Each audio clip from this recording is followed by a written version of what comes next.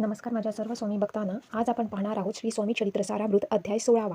श्री गणेशाला वंदन करून ग्रंथकार पुढील अध्यायात कथन करण्यास प्रारंभ करतात. भक्तजनाचे रक्षण करण्यासाठी साक्षात श्री दत्त यती रूप घेऊन भुवरी प्रकट झाले आणि श्री स्वामींनी अनेक वर्ष अक्कलकोटात वास केला.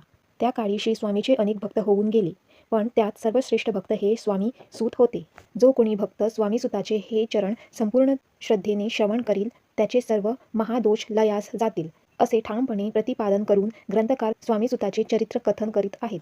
त्या काळी हरिभाऊ नावाचे एक सद्गृहस्थ मुंबईत राहत होते. हे मराठा सद्गृहस्थ मुंबईस नोकरीसाठी वास्तव्यास होते, परंतु त्यांचे गाव हे कोकणातील तसेच राजपूर तालुक्यातील इटिया गाव हे होते.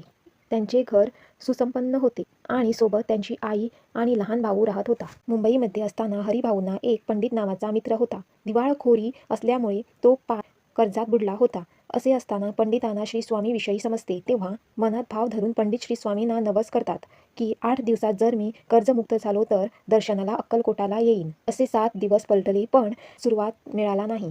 8 दिवस उजडला आणि जणू काही चमत्कारच झाला. हरिभाऊच्या आणखी एक मित्र कर्जबाजारी होऊन जीवनाला कंटाळला होता. त्या मित्राने नाव गजानन असे होते. त्यांनी आपले सारे पैसे अफूच्या व्यापारातील शेअर्समध्ये गुंतवले होते. शेअर्स घसरल्याने गजाननाला फार मोठा नुकसान झाले होते.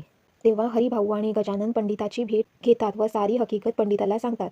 तेव्हा पंडित म्हणतात, मलाही फार कर्ज झाला आहे, यात काही शंका नाही, आणि जर जप्त आली तर आपल्या इज्जतीचे धिंडावडे निघतील. पंडितांनी एक युक्ती केली. त्या दोघांचे मालक आपण आहोत असे पेटीवर लिहून दिले.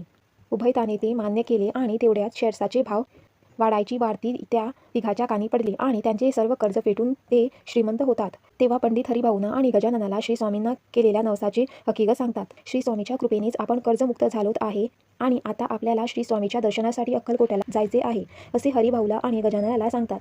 आणि ते तिघेही श्री स्वामीच्या दर्शनाला अक्कलकोटाला येतात. अक्कलकोटला आल्यावर तिघेही श्री स्वामीची भेट घेतात. श्री स्वामीचे दर्शन घेऊन ते भक्ती भावाची पूजन करतात. तेव्हा श्री स्वामी गजाननाला शिव, पंडिताला राम आणि हरिभाऊला मारुती अशी हाक मारून जवळ बोलवतात आणि त्या तिघांना मंत्र देऊन त्यांना पवन करतात, त्यांची जीवन धन्य करतात. हरिभाऊला श्री स्वामींनी मंत्र दिला तो असा आहे: गुरुर ब्रह्मा गुरुर विष्णू गुरुर देवो महेश्वरा गुरुर साक्षात परब्रह्म तस्मै श्री गुरुवे नमः, आणि त्याला परमानंद होतो. तसेच गजाननालाही श्री स्वामी मंत्र देतात. तो असा आहे की आकाशात पतिती तोय यथा गच्छित सागरम सर्वदेव नमस्कार केशव प्रति गच्छित, आणि मंत्र ऐकून गजाननही आनंदी होतो आणि तसेच पंडितालाही जवळ बोलवून श्री स्वामी मंत्र देऊन पावन करतात. इष्यम शिवम इष्यम शिवम इष्यम शिवम इष्यम शिवम. हरिभाऊ, पंडित आणि गजानन श्री स्वामीच्या दर्शनाला येताना सोबत 300 रुपये दक्षिणा घेऊन येतात आणि याचे काय करावे म्हणून श्री स्वामीस विचारतात.